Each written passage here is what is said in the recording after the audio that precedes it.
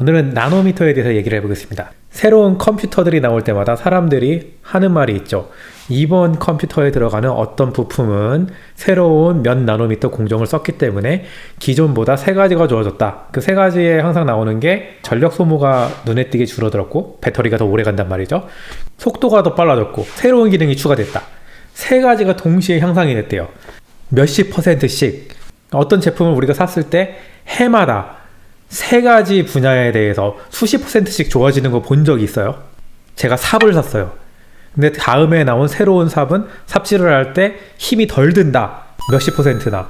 이건 말이 안 되잖아요. 근데 이 말이 안 되는 게 컴퓨터 속도, 거기에는 적용이 되었던 거죠. 새로운 제품들, 인텔에서 새로운 CPU가 나왔다. 혹은 새로운 GPU가 엔비디아나 또 어디죠? ATI 아닌데 AMD가 ATI를 샀죠. 그런 데서 새로운 GPU가 나온다거나 할 때 자, 이번에는 새로운 공정을 썼습니다. 그리고 그 공정의 크기가 몇 나노미터다, 이런 얘기를 합니다. 이번에 애플도 M1이라는 프로세서를 출시를 했죠. 컴퓨터용으로 5나노미터 공정을 썼다고 했습니다. 대체 이 나노미터가 무슨 사이즈일까요? 그 반도체를 얘기하는 것 같은데, 그럼 그 반도체의 두께? 아니면 가로 길이? 세로 길이? 뭘 말하라는 걸까요? 5나노미터면은 글쎄 원자가 뭐 몇 개 들어가지도 않죠. 원자 크기가 뭐더라? 원자 크기는 지금 찾아보니까 약 0.1나노미터 정도, 그 정도 오더를 갖고 있고, 그러니까 원자 100개도 안 되는 그런 크기예요. 원자 100개도 안 되는 크기짜리면은 뭐 눈에 보이지도 않는데 그거를 어떻게 뭐 부품을 쓰나? 사실 이해가 잘 안 되죠. 그래서 오늘은 그 나노미터라고 말하는 게 대체 어떤 것의 사이즈를 말하는 건지, 그리고 그게 작아질수록 왜 이 3가지가 향상이 되는지 거기에 대해서 얘기를 하려고 합니다. 여러분 주변에 있는 컴퓨터 덕후들 혹은 나름 전문가라고 자처하는 사람들도 이번 CPU는 새로운 프로세스를 썼기 때문에 뭐가 좋아졌어, 이렇게 분명히 말할 겁니다. 근데 사실 대부분의 사람들, 컴퓨터 덕후라고 하는 사람들조차도 이 용어를 그냥 마케팅 용어로 앵무새처럼 받아 쓰는 거죠. 왜 마케팅 용어냐? 이거는 그 CPU를 만드는 회사들이 광고를 할 때 쓰는 말이기 때문이에요. 사실 몇 나노미터가 소비자한테 뭐가 중요합니까? 그냥 더 빨라졌다 그러면 되는데, 다른 회사보다 우리가 더 어드밴스 됐다, 더 나아졌다라는 뜻으로 몇 나노미터를 얘기를 해주죠. 물론 의미는 있습니다. 스펙이. 그리고 이제 엔지니어라면은, 특히 반도체 설계라는 엔지니어라면은 그 몇 나노미터가 왜 중요한지, 왜 significant한지 그런 거 알겠죠. 일반인들도 단지 제조사들이 말하는 이번에는 몇 나노를 썼다, 광고 문구로서의 나노미터를 넘어서 대체 왜 좋아지는지 거기에 대해서 한번 얘기를 해볼까 합니다. 여기서 일단 우리가 말하는 몇 나노미터는 CMOS라는 그런 프로세스, 그러니까 CMOS라는 공정에 한정해서 얘기를 할 거고요. 세상의 반도체에는 여러 가지 공정이 있어요. 실리콘이 아닌 반도체도 있죠. 근데 여러분들이 보는 반도체의 99.99%는 실리콘이라고 봐도 되는 게, 실리콘이 제일 싸고 뭐 성능도 좋고 하여튼 뭐 그래요. 킹왕 짱이에요. 그 나머지 경우는 어떨 때 쓰냐 하면은 실리콘이 커버가 안 되는 애플리케이션이 있습니다. 예를 들면은 실리콘에서는 빛을 내보낼 수가 없어요. 이게 이제 indirect semiconductor라고, 물리를 갖다가 막 엄청 공부하고 하면 아시겠는데, 자, 여러분 수학이랑 물리를 왜 공부해야 되는지는 이런 데 나오는 거예요. 이제 direct semiconductor라고 해당하는 원소 주기율표에서 3족하고 5족을 섞은 그 컴파운드 세미컨덕터에서만 빛이 보통 나오거든요. 그래서 4족인 그 실리콘에서는 이 빛이 나오지 않기 때문에 뭐 LED를 만든다든지 레이저 다이오드를 만든다든지 그럴 때는 실리콘을 쓸 수가 없습니다. 그리고 이제 실리콘을 쓸 때도 공정이 여러 가지가 있는데, 요즘 가장 성숙한 실리콘 공정이 CMOS라는 공정입니다. 자, 물론 성숙하다라는 거는 되게 오래전에 성숙해서 CMOS가 나왔는데, 일단 MOS라고 하는 거, MOS라고 하는 거는 반도체를 갖다가 이렇게 쫙 잘랐을 때 그 단층을 봤을 때 그 구조를 말하는 건데요. 이게 샌드위치 구조예요. 3개의 레이어가. M은 메탈, 그러니까 금속을 말하고, O는 악사이드, 그래서 절연체를 말합니다. 절연막이 있고요. 얇은 막, 필름, 그리고 마지막에 S가 바로 세미컨덕터, 그러니까 반도체를 얘기하는 거예요. 그래서 반도체 위에다가 옥사이드라는 걸 갖다가 위에다가 깔고 그 위에다가 금속을 깔게 되면은 이게 MOS라는 스트럭처가 되고요. 자, 반도체 이름의 유래를 갖다가 일단 잠깐 얘기를 할 건데, 왜냐면 MOS를 설명하기 위해서 도체는 전기를 잘 통하는 거, 부도체는 전기가 안 통하는 물질이죠. 보통 반도체는 뭐 그 중간의 성질이라고 하는데, 도체는 전기 잘 통하는 거, 부도체는 전기 안 통하는 거, 반도체는 그럼 전기가 좀 덜 통하는 거?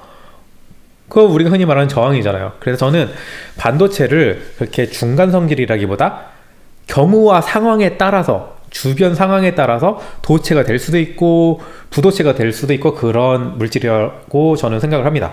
아까 실리콘을 얘기했는데, 실리콘은 사족 원소죠. 사족 원소라는 거는 그 원자 가전자, 그러니까 가장 바깥 가에 있는 그 전자가 4개라는 거예요. 왜 원자가가 중요하냐면은 주변에 있는 다른 원자들하고 상호작용을 하는 게 바로 그 원자가 전자입니다.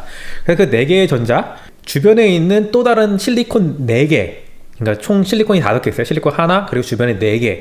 이거랑 공유결합이라는 걸 해가지고 원자가 전자를 이제 8개를 맞추려고 해요. 이 공유결합이 굉장히 강한 결합인데, 이 공유결합도 실리콘 결정을 갖다가 잘 만들면은 다이아몬드 구조라고 실리콘이 아주 균일한 모양으로 이렇게 결정을 만듭니다. 공유결합을 단단하게 만들어서 실리콘은 사실 부도체예요, 부도체. 근데 그 실리콘에다가 우리가 이제 원자 가전자가 5개인 그런 불순물을 갖다가 몇 개를 집어넣는다고 합시다. 그럼 그 5개 중에서 4개는 기존의 실리콘하고 비슷하게 공유결합에 참여를 하고 1개 전자가 남아요. 근데 이 전자도 결국은 요 5족 원소에 묶여 있는데 얘가 그렇게 세게 묶여 있지가 않아요. 그래서 온도를 갖다가 아주 낮추면, 예를 들어 절대 온도 0도까지 낮추면은 얘는 꽁꽁 얼어서 움직이지가 않는데, 온도를 갖다가 막 높이기 시작하면 얘가 이제 흐물흐물해지고 그 크리스탈 안에서 마음대로 돌아다닐 수 있는 그런 전자가 됩니다.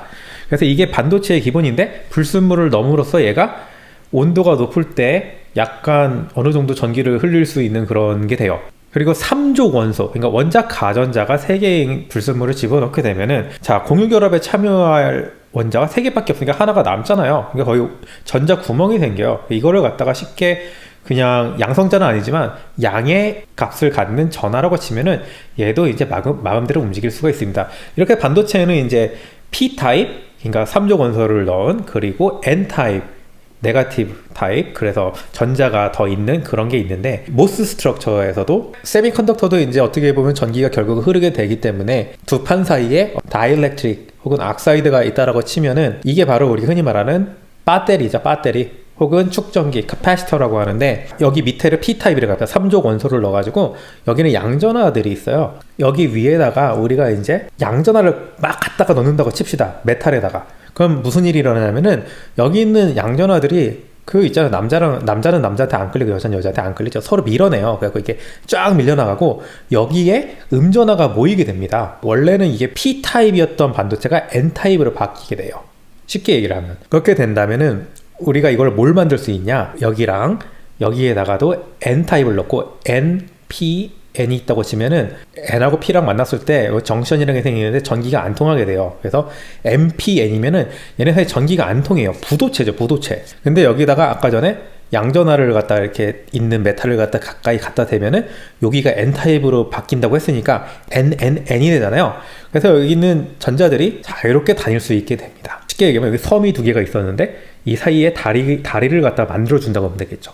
그래서 이 섬과 섬 사이를 지날 수 없었다가 메탈에다가 고전압을 가함으로써 혹은 양전압을 갖다 놓음으로써 밑에 다리를 만들어 가지고 그 전기가 흐르게 만드는 거, 도체로 만드는 거. 이 경우에 따라서 부도체를 도체로 만들 수도 있고 도체를 부도체로 만들 수 있는 거. 그래서 반도체라고 하는 겁니다.